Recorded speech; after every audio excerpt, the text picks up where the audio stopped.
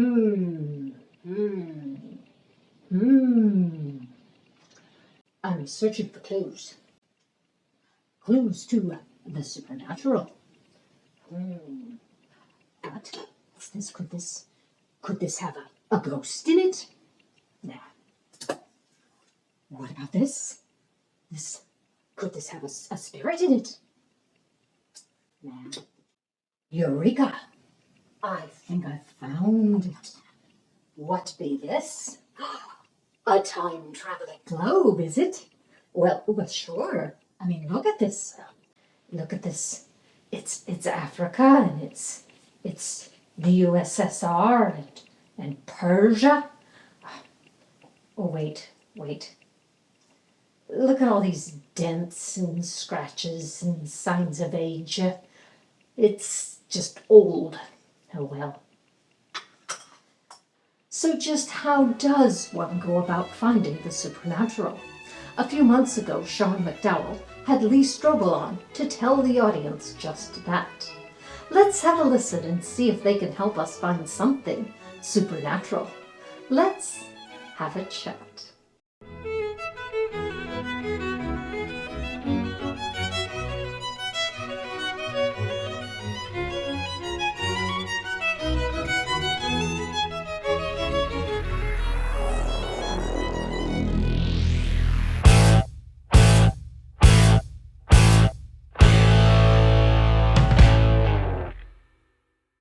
Hello and welcome. Thank you so much for joining me, and especially to my patrons and channel members. Can McDowell and Strobel deliver on their promise to help us find the supernatural? How might someone investigate the supernatural? What kind of evidence is required to reasonably believe in the, quote, world beyond what we can touch and see? Interesting that Sean characterizes it as a world. Is there another world? Another universe? Is it physical or non-physical? Our guest today is a former award-winning editor for the Chicago Tribune, New York Times best-selling author, and frequent guest on this program, Lee Strobel. He has a new book out in which he argues that there's good evidence for angels, visions, near-death experiences, miracles, and other supernatural phenomena. How many want to guess that he's going to rehash what we've heard from him before? Put me in the comments if you think this is just another rehash. The moment I saw this book, I showed it to my wife and she's like, oh, why is this called Seeing the Supernatural rather than The Case for the Supernatural? Well, that's a good question. Doggone it. I wish I'd thought of that. No, actually, I don't want to wear out my welcome with case nomenclature. I thought I'd try something little new. I'm glad of that. While I enjoy the analogies to court cases, making the thumbnails with briefcases was tough. I could never get them to close right or put stuff in them like I wanted to. This one lends itself to a much easier thumbnail, though as I am writing the script, I actually have no idea what that's going to be. I usually don't think about it until after I finish the video, usually in the shower the next morning. Plus, there's that great story in 2 Kings chapter 6 where Elisha is being pursued by the Syrian army and his servant is freaking out because he's afraid they're going to get killed and everything. The servant wakes up one morning and he sees the Syrian army surrounding them and so forth. And he doesn't know what to do. And Elisha says, hey, basically, he said, don't freak out. There are greater forces with us than with them. But in order to really placate and ease the anxiety of the servant, Elisha prays and says, God, open his eyes, let him see the supernatural in a sense. And then God opens the eyes of the servant and he sees the chariots of fire, the angels who God sent. Yep, that's how the story goes. God didn't care about the anxiety of the servant, or at least not until Elisha prayed for him. It's a cool story. Is there any historical truth to it? I have no idea. There were frequent wars between Syria and Israel, so maybe. Do I think this happened? No. Why would I?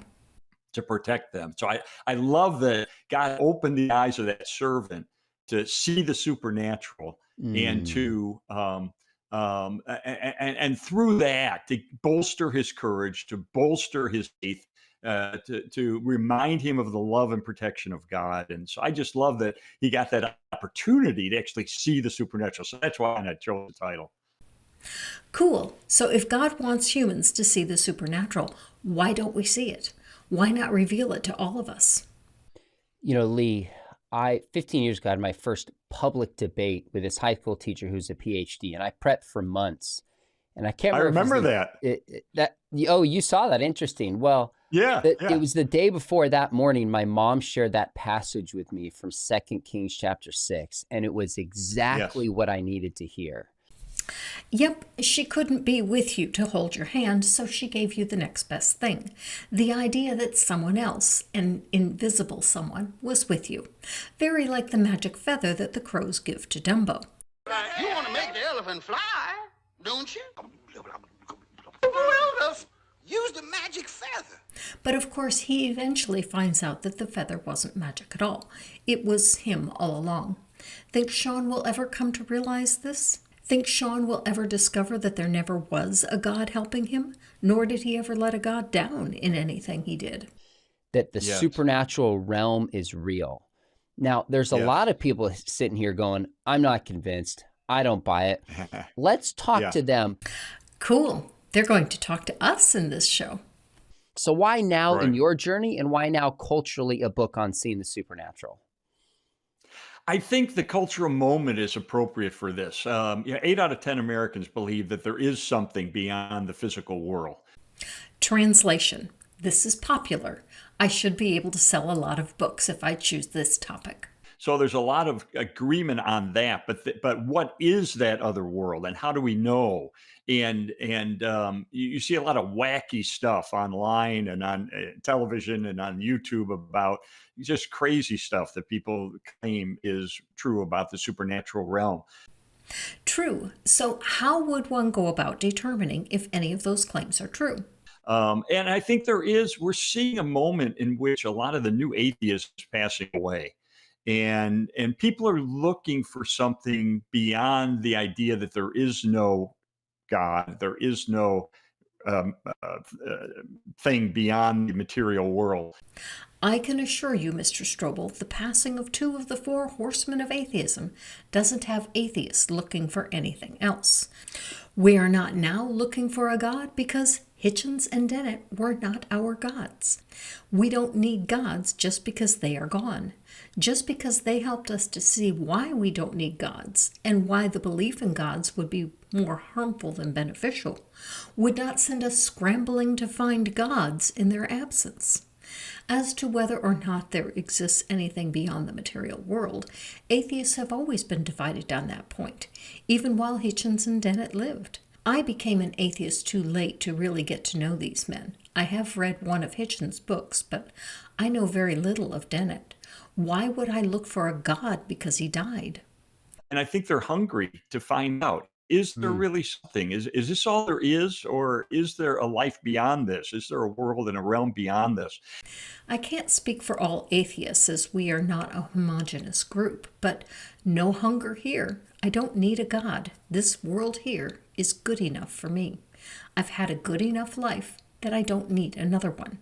And I think, as someone who started as a skeptic, like your dad did, and a doubter, an atheist, I wanted to kind of apply some of those techniques to investigate. How do we know? That's kind of the thrust of the book. How can we be confident that there really is this supernatural realm?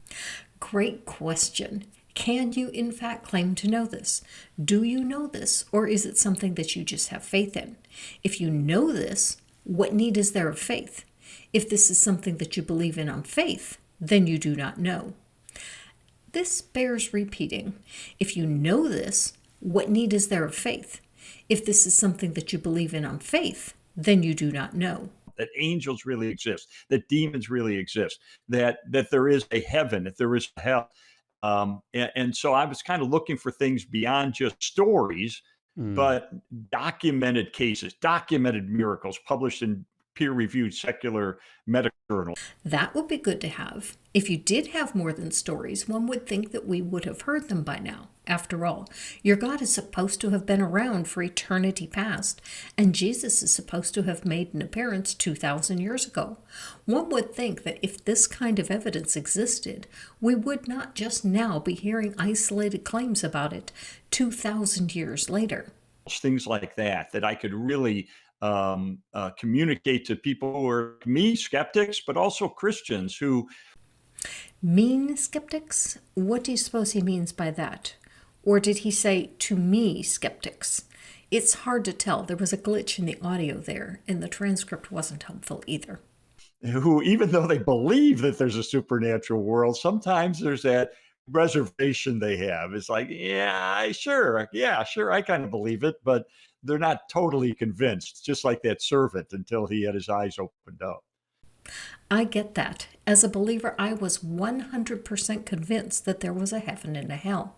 But I had some wee doubts about the devil, or at least the form of the devil that was preached in some of the churches that I attended, the form that could be bound or cast out. But I never believed in ghosts or spirits or anything like that, which is why once I was an unbeliever, I had no use for any form of spirits. These spirits, however, are real.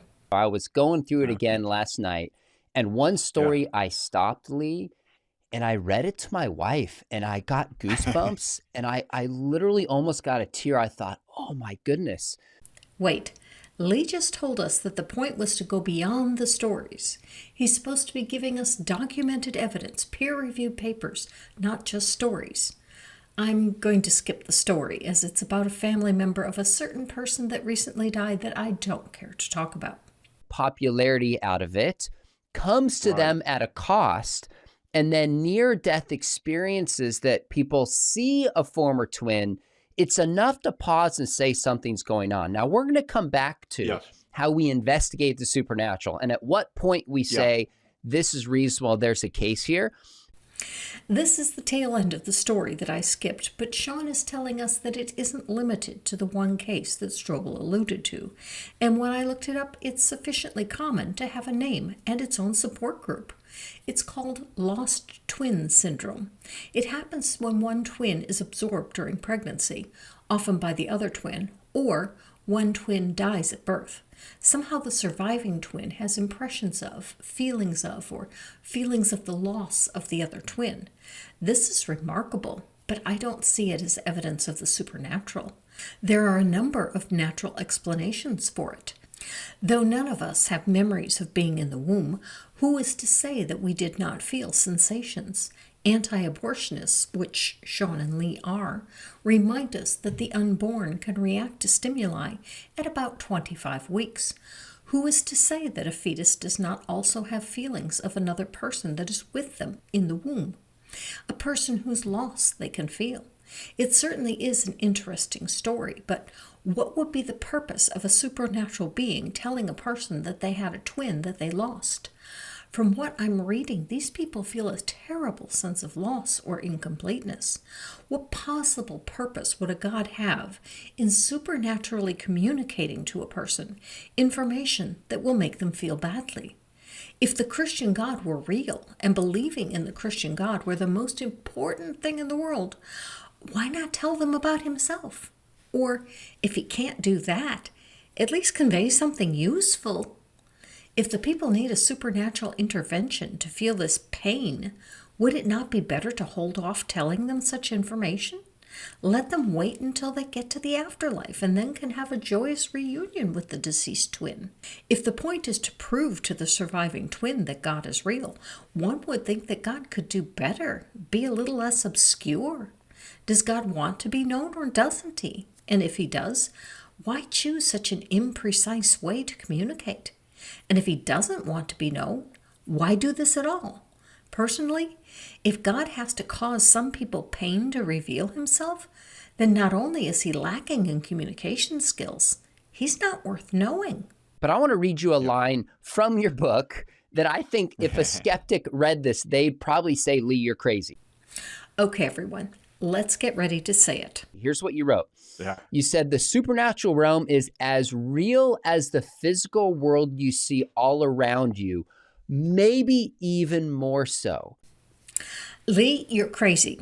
I can touch my microphone. I can see it. You can hear the effects of it. It is demonstrably real. I have never seen a god, or an angel, or a demon, except in my dreams. And if that makes it real, then I can fly when I move my arms in a swimming motion, because I can do that in my dreams. If dreaming makes it real, then I have died 5 different deaths, including one by a nuclear bomb. I don't think that's what he means. Daydreams? If you hear a voice in your head, that has to be supernatural? If that were the case, then I hear the supernatural all the time, like whenever I am not actively thinking about something. Oh, wait. Is that the supernatural too? Or if I think about something, is that supposed to be a supernatural being speaking to me? I have no real thoughts of my own? If that's what he means, my response is, I think, therefore I am. If the thoughts in my head are not mine, if they are a supernatural being speaking to me or through me, then I do not exist. Let's see if this is where he is going. So what do you mean by the supernatural realm? And how can you possibly say it's as real, more so than I can touch, taste, and feel? I think we live in a world where we do see, touch things. We put things into test tubes, and we think that documents that this is reality, and this is the only reality, and so forth. Lee smuggles in that atheists think that the physical world is the only reality. Not only do I not think that, I once gave an apologist pause when he asked me if I thought the material world was the only thing that existed, and I said no. He asked me to elaborate, and I said music exists. Music is not material. Therefore, things exist that are not material. Intellectual property is another, or Bitcoin. Bitcoin exists, but it is not material. But there is a difference between existing and having existence. Bitcoin exists, but it does not have existence. Music exists, but it does not have existence. I would even concede that God exists as a concept, but God does not have existence. What properties must a thing have to have existence? This has been debated by philosophers since Aristotle. If there were a definitive answer to this question, there would have been a definitive answer to the question of whether or not any gods exist. But I will say that the Christian God cannot have existence, because Christians claim their God to have certain properties that are logically inconsistent and break the law of non-contradiction. For example, they claim that their God is love. Not just that he is loving, but that he is the embodiment of love. They define love as being kind and not seeking its own. And then they tell us that their God intentionally creates people that he knows will end up in hell for eternity. This is not kind. They claim that he does it for his own glory. This is seeking his own. He defies their very definition of love. He both is love and is not love, a violation of the law of non-contradiction. When we get these peeks into the supernatural world that are corroborated, that have, this is not things that people are seeing and experiencing that's coming out of a subconscious mind. Is someone drawing back the curtain to see the man behind the curtain? Can they show us the man behind the curtain, not just tell us that they saw him? If you were really great and powerful, you'd keep your promises. Do you presume to criticize the great Oz? You ungrateful creatures! But the bigger question is, does the man behind the curtain want to be seen? And if so, why not just step out from behind the curtain? And if not, why allow some people a glimpse behind the curtain and others not? Does your God want to draw some people to himself and not others? I thought your God didn't show favoritism. If your God knows that these experiences will reassure the faithful, but do nothing to convince the unconvinced, why do them at all? Don't you already have the excusages to reassure the faithful? We all know they aren't here for us, as they have no convincing arguments that would persuade an unbeliever. They know they don't. Even William Lane Craig admitted that the arguments don't persuade. He was convinced by an experience, not arguments. So if the only way to convince the unconvinced is to provide them with a supernatural experience, then if your God really were who you claim him to be, a person who wants everyone to know him and love him, then he should be providing these experiences to all that don't believe. And yet, these are the rare exception. Most of these experiences are reported by believers, the already convinced. Who has these experiences is a contradiction of what Sean and Lee claim the purpose of the experiences is. And if the experiences can only be had by the believer because you have to believe in order to see it, then it is not real. Real things do not have to be believed to be seen. If a thing has the property of being observable, then it should be observable by all, not just those who believe that it's there. If you have to believe it to see it, then it is not observable, and it is not verifiable. But we have external corroboration of these things. When that's true, then the idea that there is a realm beyond what we can see and touch becomes much more convincing. True. When you have that, let me know. And that opens up what the Bible talks about. Is the Bible telling us the truth? Well, the Bible tells us about all kinds of things in the supernatural realm. Talking snakes, talking donkeys, dragons, a global flood, people walking on water. Yep. The Bible contains fantastical stories similar to other mythologies of their day. It's interesting in Revelation chapter 5, when Jesus is on his throne, the post-resurrected Jesus, it says there are 100 million angels worshiping him. 100 million angels. And you go, that's beyond what we have in this world. That's for sure. At least I have never seen an angel. Though, as a believer, I did attribute a couple of things that happened to angels. And why would that be beyond what we have in this world? Some people think that every person has a guardian angel. There are 8.1 billion people in the world, not a million, billion. If there were a guardian angel for each person, there should be, at a minimum, 8.1 billion angels. So why are you marveling at a mere 100 million? That's like the population of Vietnam. Not China, not India, not the United States, Vietnam. If there are only enough angels for the people of Vietnam to have guardian angels, no wonder children keep getting victimized. There aren't enough guardian angels to go around. Well, I mean, this is a realm that is more, I don't want to use the word magical, but more. Lee almost let the mask slip. We know this is magic, but we can't use the word magic. Super normal than what we experience in this world. Super normal. Explain that one to us, Lee. What can I experience that is super normal? So I always go, I'm a journalist. I'm trained in journalism and law. So I'm always looking for, how do I know?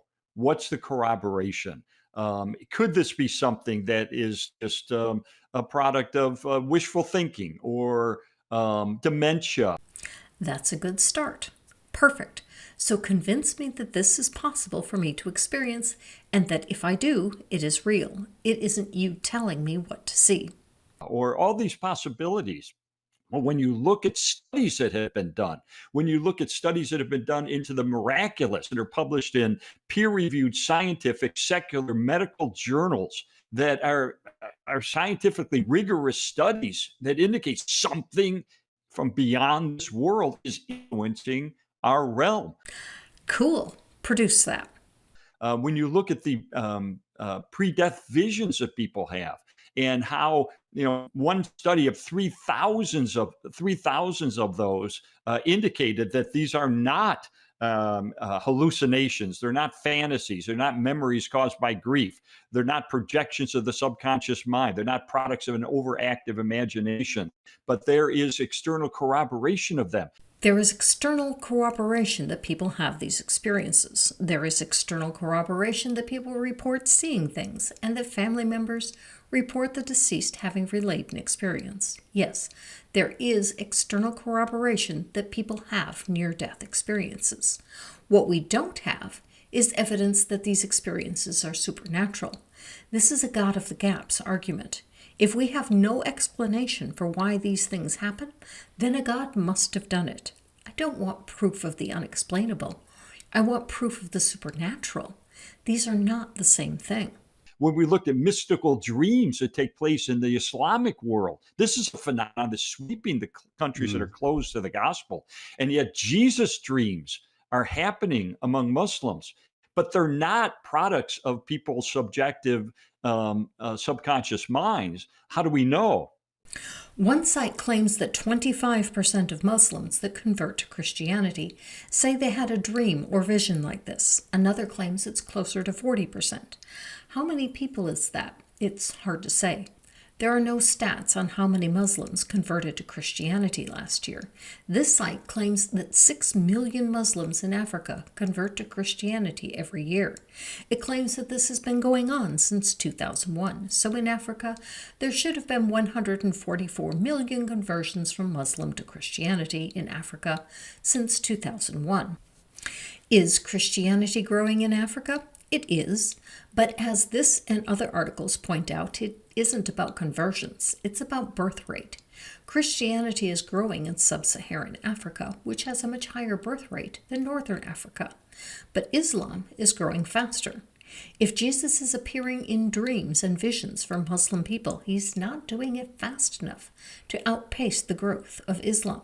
But is this Jesus that people are seeing? According to Pastor Justin Peters, it is not. He says, take one representative story. A Muslim man on a pilgrimage to Mecca claims he saw Jesus in a dream.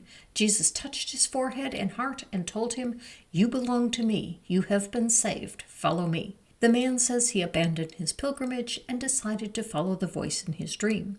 This testimony, like many others, gets shared and accepted without skepticism. But here's the problem. Where is the gospel?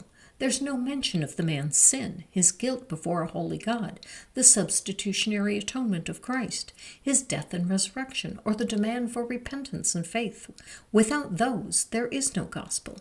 If Jesus is appearing to Muslims to evangelize them directly, he's doing a poor job of it. There's no proclamation of the truth. It's a mystical experience divorced from the content of saving faith. The Jesus of these dreams would apparently flunk Evangelism 101. Because people are not going to sleep as a Muslim having a dream about Jesus and waking up as Christians. These dreams are pointing them to something external, corroborative experiences in which they learn about the gospel of Jesus. But apparently not enough. They learned something, but is what they learned the gospel? Strobel's description is sufficiently vague that he doesn't make the claim that they do. That's what I'm looking for, is something that is beyond just stories that can be explained away as being fantasy, wishful thinking, dementia. And how are these stories not fantasies or simply dreams? I have previously recounted a dream that I had, while a believer, of a demon coming to take a child to hell that I knew to be a believer. I stood there and yelled at the demon that this child wasn't his and he couldn't take it. I continued until the child's angel showed up and took the child and the demon disappeared. Was that real? No, it was a dream. At the time, I was uncertain as to whether or not it was real. I related the dream to other Christian friends who convinced me that it was real. If it were real, how messed up would that be? A demon coming to take a child to hell? First, why would a child go to hell? Oh, the child reached the age of accountability and didn't believe in Jesus, so the child belonged in hell. Or the Calvinist answer, the child wasn't one of the chosen ones, so the child goes to hell. I think the child in my dream was about 10. It's hard to say for sure. The kid was dead, so it didn't talk to me. I didn't even see it well enough to guess the child's gender. But no worries. I somehow sensed that they knew Jesus as their Savior. What does that tell you? I don't know their age, their gender, their name, but somehow I know that they believe in Jesus. Lee would call that supernatural knowledge that was imparted to me. I would call it a dream that was based entirely on my own theology. It wasn't supernatural, it was just a dream. I've also had a dream that I drowned, and after I drowned, I got out of the pool and was trying to talk to people, but I couldn't because my body was still in the pool. It was a dream. It wasn't supernatural. We have people who are seeing not just a vision of what's to come, but actually either seeing or conversing with someone who was predeceased to them, but they didn't know. That's corroboration. No, that is not corroboration. I skipped where Strobel told the story of his father-in-law being agitated because he was concerned about his sister Marge, who had recently died, but had not been told about her death. This could have resulted from any number of things. For a time, I volunteered to feed a woman who was bedridden by Parkinson's. She had frequent hallucinations, sometimes of children running through the house. She would get upset and ask me to get the children out of the house, but there were no children in the house. Another time, she got upset that something had happened to her daughter. She got so upset that we had to call her daughter, who was fine. The point is that people who are ill can become agitated about family. The family member might be fine or might not be.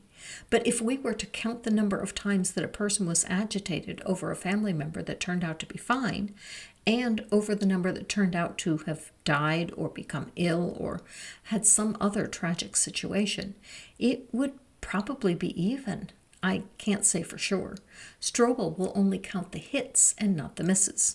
When you count only hits, you bat 1,000 every time. If you ignore all the times that the premonitions or visions or dreams or agitations turn out to be over nothing, then and only then can you think that you see something supernatural in it. I thought your point in that chapter was really interesting about why should we trust people who are dying? Maybe they're losing their minds. And you said you got nothing to gain when you're about to die. This is not about like trying to get something. So even legally, there's a way that a testimony can be given and written down that's used in a court of law that's not when other kinds of might be considered hearsay in other circumstances. So I thought that was really the court compelling. of law.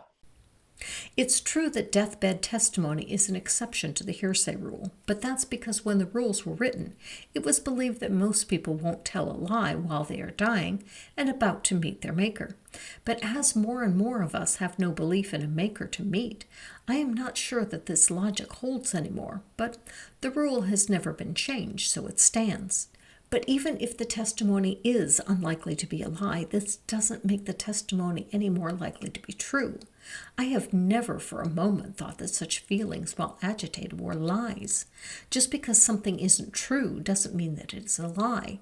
To the person experiencing the hallucination or agitation, it feels real. The woman I told you about was in tears for fear that something had happened to her daughter. Only by calling her and talking to her did she realize that what she felt wasn't true. She wasn't lying, she was mistaken. Have any of these studies of near-death visions or experiences looked into how often the premonitions or whatever turn out to be wrong? You know, near-death experience, somewhere between 4 and 10%. I've heard different studies, but deathbed experience is 88%. And some of these people like Mark Twain reporting them and others who are skeptics and taking place exactly. Like it's the norm to have these kinds of experiences. Again, where is there anything supernatural about these experiences? As Sean pointed out, this is normal. If this is normal, then isn't it by definition natural? I could see one possible reason for this phenomena to be a God reaching out to a dying person. If it were true that belief in God were necessary to enter heaven, and a God really did want everyone to believe, he might lay all his cards on the table as a person was dying to give them a fair shot at belief, especially if the person never heard the correct gospel message in life. But how many of these experiences involve seeing or hearing from or about a God? Many of these involve seeing loved ones or even pets who have died. Does this not sound like the wishful thinking of one who believes in an afterlife? Since no one has ever been beyond death to come back and tell us that their relatives or pets over there are alive, no one can know for sure that any of these experiences are real. And yes, there are claims by people who have been clinically dead that have said that they saw dead relatives, but it is no different. Though they were clinically dead, they were not in fact dead, which is why we have the qualifier clinically added. So what would it take to convince me? I have no idea. I really don't. For me to ever believe in the Christian God, however, I would say that what it would take is there must be consistency between who the God is and who the God claims to be.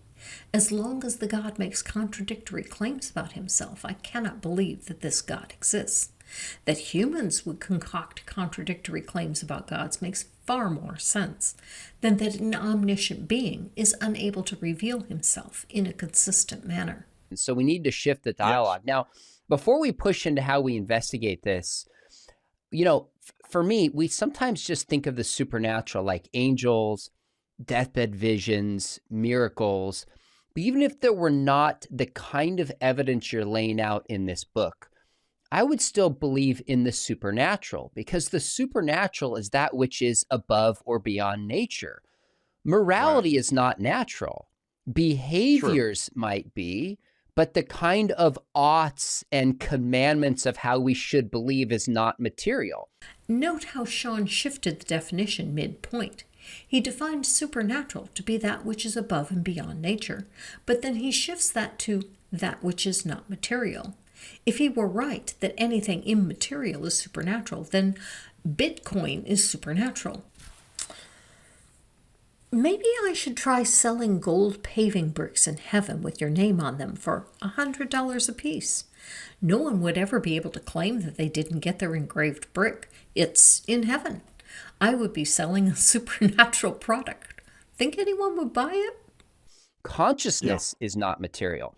You cannot describe pain in purely natural physical phenomena. What do you mean you can't describe pain as a natural physical phenomena? What else do you think it is?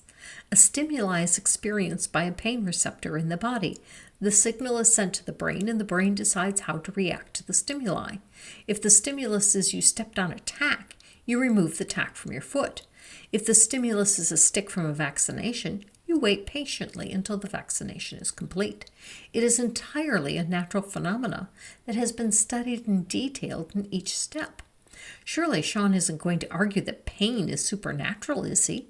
There's an experience and a sensation tied to it. You could argue that the beginning of the universe and the origin of life, even scientists describe it as a kind of miracle. That alone would be sufficient to convince me. And that is where we differ. When people use the word miracle, they can mean different things. Most people describe the birth of a baby as a miracle, but few think that it's supernatural. The miraculous can mean that which is out of the ordinary. Da Vinci paintings are out of the ordinary, but they are not supernatural. When a scientist tells me the origin of life is miraculous, to me, they are saying that it is out of the ordinary, not that it is supernatural. I think it goes to what you are looking for, because I am not looking for the supernatural. I do not see it. Sean is looking for the supernatural, therefore he sees it. But again, if we are both looking at the same object and you see something supernatural and I don't, there is no verifiable evidence for the supernatural. If it is only there for those who want to see it there, then it is not real. It is in your imagination. The object may be real, but seeing something supernatural about the object is imaginary. When you start to add all of these testimonies of these kind of dramatic supernatural accounts, that's what I think makes the case even stronger. I disagree. To date, there are still more believers than unbelievers, particularly here in the United States. As the nation becomes more secular, do you think this will grow, shrink, or remain the same? I think it will shrink. Because fewer people will be looking for anything supernatural, fewer people will see anything supernatural.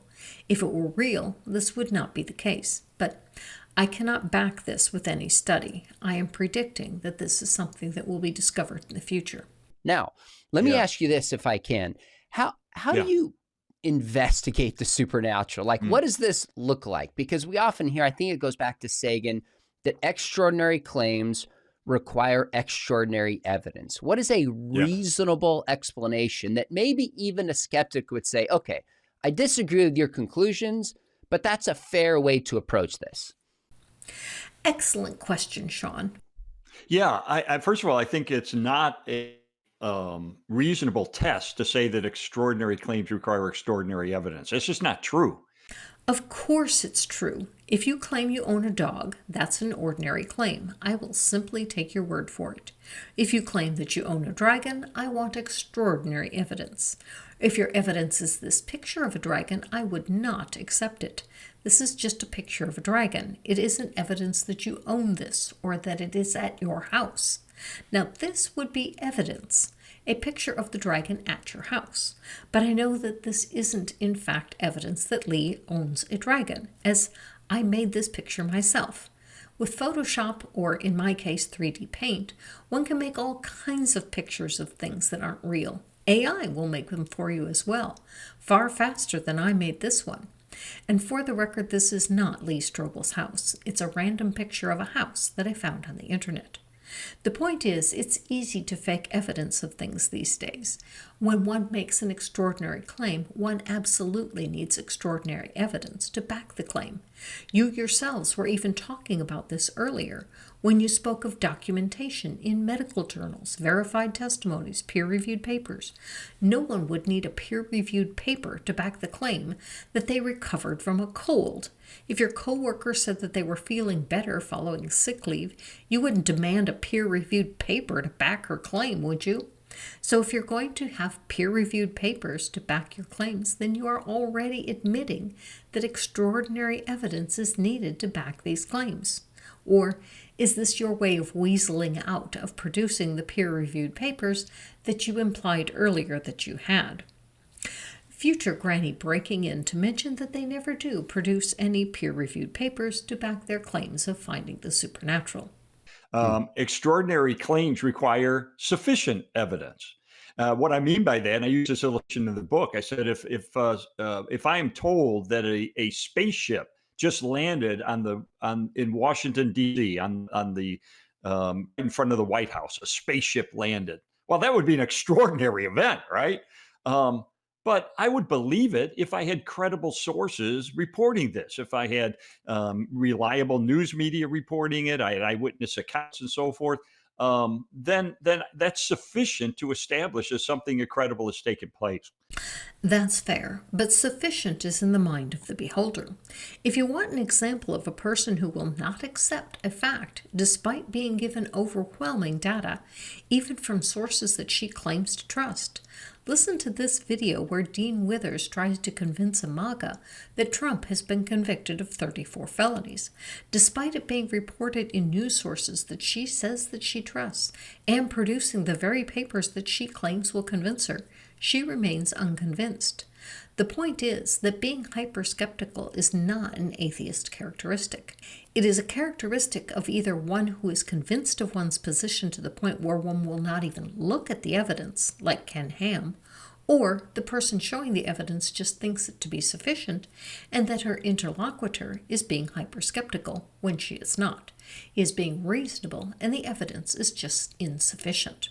So I think this idea we need extraordinary evidence is just a way that atheists like to push us into demanding documentation that goes beyond what's reasonable. Incorrect. Demanding sufficient documentation is not an atheist trait. As I just demonstrated, hyperskepticism comes in all flavors, including from young earth creationists and from MAGAs. Neither of these groups are atheist. I remember one atheist writing in Skeptic magazine said, "What would it take for me to believe that a miracle had taken place?" She said, "Well, if a chicken learned how to read and then beat a grandmaster of chess, then maybe I'd start thinking perhaps." Well, it's like they set the bar unreasonably high. Why is that unreasonable? You claim that your God can do all things. Would this not be included in all things? She has asked for no more than what you have claimed to be able to produce. If your God is unable to make a chicken learn to read and then beat a grand master at chess, then don't claim that your God can do all things. If your God is unable to do these things, then he is not who you claim him to be, an omnipotent being. If he is not what you claim him to be, what is he? Seriously. You are laughing at the idea of your God being who you claim him to be. Let that sink in for a moment. Is this an admission that you don't think that your God is all-powerful? If he isn't all-powerful, what is he? A limited God, perhaps? If your Bible is wrong on this point about the character of God, what other points is it wrong about? What do you even believe about your God? Do either of you even believe in the God that you claim to believe in? For me, it's credible to believe in a supernatural miracle or supernatural existence if we have documented cases with corroboration. We have witnesses or eyewitnesses who have no Hmm. motive to deceive. If it is something that can be confirmed through medical tests, if it's a healing of some sort. We have the famous test that was done in Mozambique. Before he goes further, he claims the need for extraordinary evidence. He just finished telling us that we don't need extraordinary evidence, and then he lists what would be extraordinary evidentiary sources. We have the famous test that was done in Mozambique where supernatural healings were supposedly taking place. And we see this around, I talk about this in the book, we see this around the planet. He's referring to the same studies that I reviewed in my video about Candy Brown. It's amazing that people like Strobel claim that there is an abundance of evidence of supernatural phenomena all over the globe, and yet the apologists all point to the same few reports of experiences. These claims are not well documented, as Strobel claims. The studies had flawed methodology. They are not peer-reviewed, at least not by medical doctors. For details on that, see my video about Candy Brown, link in the description. I'm going to skip over his telling you about these events, as I've covered them already. Lee, I don't get surprised a lot at this stage in my life, but the idea of a chicken learning to read or whatever you said is one I did not see coming. And again, why are you laughing? You are the ones that claim that your God is all-powerful. Do you not believe your own God claims? I took a group of high school students to Berkeley. This is probably a dozen years ago. And we had a public forum with 3 students and graduate students from Berkeley, with 3 of my high school students. And one of my students asked, what would convince you that there's a God or the supernatural? And the student said, well, if I just called down fire, kind of like the Elijah test in 1 Kings, and, God burned something up or did a miracle right here, I believe. And then he paused and said, well, then I'd probably reflect later and think that maybe I was on drugs. And I thought, wow, this is an impossible standard. Is it an impossible standard? Or is it the atheist reflecting on his off-the-cuff answer and realizing that it resulted from flawed logic? Because that is what it is, flawed logic. The belief that a God exists because you cannot explain why a certain thing has occurred is a God-of-the-gaps argument.